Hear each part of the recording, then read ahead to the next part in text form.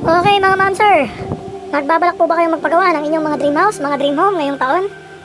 Sa susunod na taon or sa mga susunod pang mga taon? Bibigyan ko po kayo ng idea kung magkano ang standard rate ng magiging total construction cost ng inyong mga dream house. Ang prices po na ipapakita ko sa inyo ay nakabase sa estimated project construction cost per square meter po mga ma'am sir. Iba pa po yung pag magpapa-out talaga kayo sa inyong mga architect or sa contractor, yung tinatawag natin na quantity survey mga ma'am sir. Pero yung per square meter po na ipapakita ko sa inyo na mga prices ay hindi naman po nalalayo doon sa magiging actual construction cost kung kayo po ay magpapa-out talaga or magpapa-quantity survey kung magkano ang magiging totoong presyo ng inyong mga dream house. Okay mga ma'am sir, simulan na po natin sa bare finish. Nakuha ko po itong reference sa JP Architecture. Photo credits po sa gumawa nitong presentation. Base po dito mga ma'am sir, ang bare type, bare finish, ang estimated probable construction cost niya per square meter ay ranging from 18,000 to 22,000 per square meter mga ma'am sir. Yung pricing po na yan mga ma'am sir, may pinanggalingan po yan. Kumbaga yung parang mga naging history ng mga previous project. Kapag dinivide po natin yung total construction cost, kumbaga parang naging compilation na siya. Ito po yung lumalabas mga ma'am sir. Kaya kagaya nga po ng nasabi ko kanina, kung magpapakot man po kayo ng separate or yung tinatawag natin na quantity survey sa inyong mga contractor, hindi po nalalayo yung kakalabasan niyan dito mga ma'am sir dun sa 18,000 to 22,000 per square meter. Okay, ano bang inclusion nun mga ma'am sir? Yung 18 to 22,000 per square meter. Ang sabi po dito, railings, tubular bar railing, flat bar railing, flooring natin, concrete cement finish. Sa electrical, mga wrapping ins, tsaka sa plumbing. Ceiling niya mga ma'am sir, wala tayong ceiling. Ay, meron pala, naglagay sila dito ng gypsum board. Sa mga walls natin, wrap concrete lang without finishes. Kumbaga parang ano lang to, siguro yung ready to receive paint. Sa windows natin, sinabi dito standard size jalousie windows, aluminum finish. Pero mga ma'am sir, based sa experience, kahit po aluminum windows yung typical na sliding, pwede rin po ito. Pero hindi siya tempered glass, yung standard lang na angled. Then sa doors natin, solid core, hollow core door, toilet and bath, PVC door, and sa roof and eaves, corrugated type roof, and GI gutter. And po mga ma'am sir, as you can see naman po, ganyan po ang kalalabasan ng inyong mga magiging dream house, mga dream home, para sa ganyang budget na 18,000 to 22,000 per square meter. Mga ma'am sir, clarify ko lang din po, per floor po yan kung 2-story po yung papagawa natin. Nabawa mga ma'am sir, yung ground floor nyo nasa 60 square meter, then yung second floor nyo 60 square meter din, so multiply natin 22,000 times 60, nasa around 1.2 million. Then ganun din po yung gagawin natin sa taas, 22,000 times 60, 1.2 million din. So 1.2 million plus 1.2 million para po makapagpatayo kayo ng bare type na halos kapareho nung nasa presentation natin. Kailangan nyo po ng at least 2.4 to 2.5 million. Ayun po mga ma'am sir, malaking tulong na din po itong estimated probable construction cost, especially po kung wala pa kayong design in mind or kung hindi pa kayo nakakapag-consult sa inyong mga architect sa magiging design ng inyong bahay. At least dito mga ma'am sir, may magkaka-idea na kayo. Kasi minsan po, tinatanong din namin mga architects kung may tinatarget po ba kayong budget. Kung may tinatarget lamang po ba kayong budget, para dun lang din po namin laruin yung magiging final design po namin. Meron din pong nakalagay pala dito mga ma'am sir, exclusion. Wala pa daw po siyang built-in cabinet and minimal interior finish. Siguro mga ma'am sir, yung sinasabi nila dito na minimal interior finish is yung ano lang siya, yung mga standard na mga kulay ng interior paint. Meron kasi mga ma'am sir na specialized paint, yung ano yun, kung familiar po kayo dun sa mga swatches ng pintura, meron po doon specialized, mas mahal po yung ibang color codes na nandun. And idagdag ko lang po mga ma'am sir, excluded pa din po dito yung professional fee na inyong mga architects at engineer. Kumbaga yung nabanggit natin kanina na 2.4 million pesos, the construction alone lang po yun mga ma'am sir. Wala pa po din yung mga professional fee natin para sa ating mga architects at engineers. Okay mga ma'am sir, ang next classification po natin ay standard finish. Ang price po niya per square meter ay ranging from 28 to 35,000 per square meter. Ang pinakang naging kaibahan lamang po nito doon sa ating bare finish. As you can see naman po sa ating presentation, nadagdagan na po siya ng exterior paint mga ma'am sir. Pero yung sizes po ng bintana natin same lang din, halos same lang po sa bare finish. Another thing po yung sa ceiling natin, buong bahay na po pwede na po tayong maglagay dito sa price range na yan. Sa buong bahay pwede na po tayong mag-install ng ceiling finish like gypsum board or fiber cement board. Yung kanina po sa bare, may nakalagay po doon na gypsum ceiling. Sa tingin ko po ang tinutukoy lang doon na area na may gypsum ay yung toilet and bath. Pero dito po sa standard finish, buong bahay po pwede na po nating malagyan sa ganyang price range. Painted finish na din po yun mga ma'am sir. Sa flooring naman po natin, pwede na din po tayo makapag-install dito ng porcelain o yung mas kilala sa tawag na homogeneous tiles. And sa ating mga doors, same lang din ma'am sir dun sa ating bare finish. Solid and hollow core door sa interior and exterior. PVC door naman po sa ating toilet and bath. Then again, yun po mga ma'am sir, mga exclusion natin. Number 1 po dito is yung ating perimeter fence. Hindi pa po kasama sa price range na yan, yung ating perimeter fence tsaka yung gate natin. Then, as per dito po sa presentation from JP Architecture, excluded din daw po yung mga luxury countertop, mga high-end lighting, and ornamental ceiling design. Ayan mga ma'am sir, ang ibig sabihin po ng luxury countertop, yung mga natural stone po yan mga ma'am sir. Kumbaga sa standard finish, pwede po tayong makapaglagay na ng countertop, pero yung mga ano lang po, yung mga synthetic po na countertop, mga solid surface or mga built-up concrete na may tiles para sa ating mga kitchen countertop. Then mga ma'am sir, yung sa taming picture natin, yung mga basic lang din, water closet. Pwede na din po tayo maglagay ng bidet mga ma'am sir sa ganitong price range. Water closet, lavatory, yung basic po na makikita natin. Siguro mga ma'am sir, magbibigay na lang din ako ng mga certain brands na papasok dito. Yung isa po sa sigurado ako na papasok is yung brand ni Wilco na Pozi. HCG rin po mga ma'am sir. Sa tingin ko papasok na rin po dito yan sa price range ng standard, dyan sa 28 to 35,000 per square meter. Ayun din po mga ma'am sir, madagdag ko lang din sa exclusion. Again, sa price range na to, hindi po kasama dito yung professional fee ng ating mga architects and engineers. Ayun po mga ma'am sir, para sa ating quick estimate, kung meron po kayo ulit na 60 square meter na floor area sa ground floor, 35,000 times 60 square meter, 2.1 million peso. Then, sa second floor din po mga ma'am sir, kung 2-story po ang inyong pinapagawa, another 60 square meter din po yung estimated floor area natin, another 2.1 million pesos din po yun. So, total cost po natin for standard finish 2-story residence ay nasa around 4 to 4.2 million pesos. Again, sa price na yan mga ma'am sir, excluded pa po dyan yung mga professional fee ng ating architects at engineers. Okay mga ma'am sir, ang next classification po natin ay semi-elegant finish. Ito na po yung mga high-end na bahay mga ma'am sir, yung mga nakikita nyo sa Instagram or sa Facebook, yung mga nag-o-offer ng mga high-end na bahay, especially doon sa mga ino-offer ng mga high-end developer like sila Ayala Lantier, Albeo. Yan mga ma'am sir, yung category na semi-elegant finish, doon na po siya papasok. Ang price range po natin dito mga ma'am sir ay around 35 to 45,000 per square meter mga ma'am sir. And as you can see po sa ating presentation, marami na pong nadagdag sa ating deliverable, especially po sa ating exterior wall. Pwede na po tayo maglagay ng mga accent sa ating mga walls sa exterior.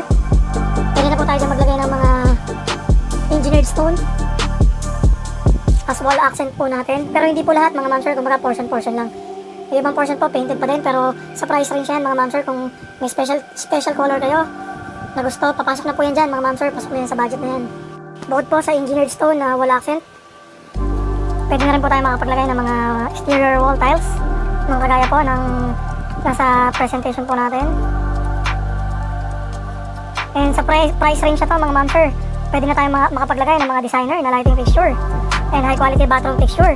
Kung dun po kanina sa standard finish, Posi na brand lamang po ang may lalagay natin. Dito po sa semi-elegant, pwede na po tayong makapaglagay dito ng mga grohe. Yung brand na tote, American Standard, color, kung familiar po kayo doon. Ayan mga ma'am sir, dun, mga ganong klase na po ng plumbing fixture ang pwede natin mailagay para sa ganitong price range. Sa mga windows po mga ma'am sir, ang nakalagay po dito sa presentation nila ay standard size sliding windows pa rin po. Pero kung maglalagay po kayo ng isang sliding door sa inyong para sa inyong mga balcony, I think mga ma'am sir, papasok na to dito sa price range na to, kung 35 to 45,000. And then mga ma'am sir, kung maglalagay rin tayo ng perimeter fence, makakapagtayo na po tayo ng perimeter fence and gate sa price range na to, pero hindi po yung ganyan kagandang finish. Siguro po yung masimulan lang na mapabakudan, kumbaga bare finish mga ma'am sir yan. Yan, sigurado po papasok na yan dyan sa price range na yan. Then sa ating kung maglalagay nga po tayo ng ating mga balcony, yung mga balcony railings po natin, pwede na din po tayo maglagay ng tempered glass para sa magiging design ng ating mga balcony railings mga ma'am sir. Sa flooring po natin, same lang din po yung kagaya doon sa standard finish. Yung mga porcelain, homogeneous tiles, naglagay din po sila dito ng engineered wood flooring finish. Pero ako mga ma'am sir, based on experience, mas lamang po yung cons kesa sa pros ng mga engineered wood natin. Kasi mga ma'am sir, prone yan sa moisture.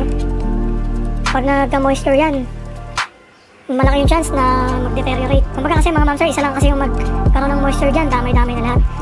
Kung naghahabol tayo mga ma'am sir ng engineered wood flooring finish, kung naghahabol tayo mga ma'am sir ng wood-like finish sa ating mga flooring, ang masasuggest ko na lang mga ma'am sir sa inyo ay yung mga ceramic planks kesa po dito sa engineered wood flooring finish. Yun ay suggestion ko lamang po yan mga ma'am sir. Kayo pa rin po ang masusunod kung ano ang inyong magiging final flooring finish ng inyong mga bahay. Kumbaga sa akin mga ma'am sir, yung kumbaga practicality. Tsaka for me po mas parang elegante siya tingnan kesa dun sa engineered wood flooring finish. Ayun po mga ma'am sir, quick estimate lang po ulit. Again, kung may floor area tayo na 60 square meter, sa ground floor, 45,000 times 60, nasa around 2.7 million po yan. Same lang din po doon sa taas kung may another 60 square meter kayo. 45,000 times 60, that will give you 2.7 million plus 2.7 million. Para po sa ating 2-story semi-elegant finish or high-end finish, ang budget po na kailangan natin ay nasa around 5 to 5.5 million pesos. Excluded po doon ang ating mga professional fees. Ay mga ma'am sir, nakalimutan ko po ihabol. Sa price range din po pala na to, pwede na tayong makapag-install ng mga ating mga cabinetry sa ating kitchen, at pwede na din po tayo na makapaglagay or makapag-install ng mga authentic na mga natural stone na countertop. Yan, like granite and marble. Okay mga ma'am sir, ang next classification po natin ay elegant finish or super high-end finish. Sa price range ito mga ma'am sir, para po makapag-produce tayo ng ganito kagandang bahay, ang price range po na kailangan natin na i-consider sa budget ay around 45,000 to 55,000 per square meter mga ma'am sir. Yung mga ganitong finish po ng bahay, yan na po yung mga makikita nyo sa mga high-end or mga exclusive na subdivision like Fords Park, Las Marinas Village, and Corinthian Gardens, to name a few po mga ma'am sir. Para sa ganitong price range po mga ma'am sir, pwede na po tayo makapaglagay ng mga smart home features at mga imported na lighting and finishing. Kasama din natin po dyan yung luxury bathroom fixture, kagaya nga po nung nabanggit ko kanina dun sa semi-elegant finish. Makakabili na po tayo dito ng mga super high-end na mga brands ng mga bathroom fixtures. Ulitin ko po mga ma'am sir, color and tote, to name a few. Marami po yan sa market, pero yan po yung usual na mabibili natin sa high-end category. Para sa ating mga roofs po and eaves, pwede na rin po tayo makapag-install ng clay roof tile and asphalt shingles. Madagdag ko lang rin po dito mga ma'am sir yung mga tinatawag na stone coated roof. Para po sa mga doors natin, mga ma'am sir, pwede na po tayo dito makapaglagay ng mga solid door panels. Kung gusto po natin maglagay ng mga native species ng mga kahoy like Nara, yan mga ma'am sir, pwede na po. Hindi na po tayo mag-aalangan na baka ma-short tayo sa budget kung ganito po yung budget na pinaghandaan natin. Sa mga windows po mga ma'am sir, pwede na po tayo mag-custom size, hindi na po standard size ng bintana yung pwede nating mailagay. Pwede na pong mas malaki sa usual. Yung standard po na sinasabi ko mga ma'am sir is 1.2 meters by 1.2 meters. Dito po mga ma'am sir, kahit po full height ng window at sliding window mga ma'am sir, pwede na po tayong makapag-deliver ng ganon. And dun din po para din po sa ating mga cabinet at countertop. Yung mga nakikita nyo din po mga ma'am sir sa mga magazine or sa Instagram na nagpo-post ng mga high-end na mga countertop, pwede na rin po yan mailagay dito, mga custom build, mga natural stone. And sa walls po mga ma'am sir, same lang din po doon sa semi-elegant finish. Pwede po tayo mapaglagay na dito ng mga wall tile accent sa labas or mga engineered stone. Sa loob din po mga ma'am sir, pwede na rin tayo makapaglagay dito ng wall accent. Sa flooring po mga ma'am sir, may dagdag ko lamang na lang din po. Pwede na rin po tayo makapag-install dito ng mga natural stone like granite or marble, mga Italian tiles na tinatawag. And ayun po mga ma'am sir. Yun din po, kung ganito na yung budget nyo, masasuggest ko po, wag na tayo gumamit ng engineered wood. Mag-ceramic planks lang po tayo mga ma'am sir. Okay po, quick estimate. Kung may 60 square meter po tayo ulit na floor area sa ating ground floor, 55,000 times 60. That is around 3.3 million. Then ganun din po sa ating second floor. 55,000 times 60 is equal to 3.3 million. 3.3 million plus 3.3 million para po sa ating elegant finish. For 2-story resident elegant finish. Ang estimate probable construction cost po natin ay nasa around 6.3 to 6.8 million pesos mga ma'am sir. Again, excluded po ulit dito yung ating mga professional fees mga ma'am sir. Okay mga ma'am sir, punta na po tayo sa ating last category. Ito po yung tinatawag na luxury finish or ultra high-end finish mga ma'am sir. Dito na po papasok yung sinasabing budget na sky's the limit. Sa luxury finish po mga ma'am sir, ang price range po natin dito ay nasa around 55 or should I say 60,000 to 80,000 pesos per square meter mga ma'am sir. Para sa ating mga deliverable, since sky's the limit na po siya, pwede na po tayo mag full automation para sa ating smart home integration ng ating mga electrical and plumbing fixture mga ma'am sir. Para po sa ating mga doors and windows, same lang din po ito doon sa ating elegant finish mga ma'am sir. Pwede tayo mag full length glass na sliding window. Mag full length glass sliding window kasi mga ma'am sir, parang considered na siya na na sliding door. Pero ayun, as per dito sa description, full length glass sliding window and fixed and specialty window option mga ma'am sir. Yung glass po na pwede natin gamitin para sa ating mga windows dito mga ma'am sir, instead na tempered glass lang, pwede na tayo magdagdag ng additional feature para mas matibay ang ating mga bintana. Pwede na po tayo maglagay ng laminated, or should I say lamination, para magiging description na ng ating mga glass window ay tempered laminated windows mga ma'am sir. Ganun din po sa ating mga doors mga ma'am sir.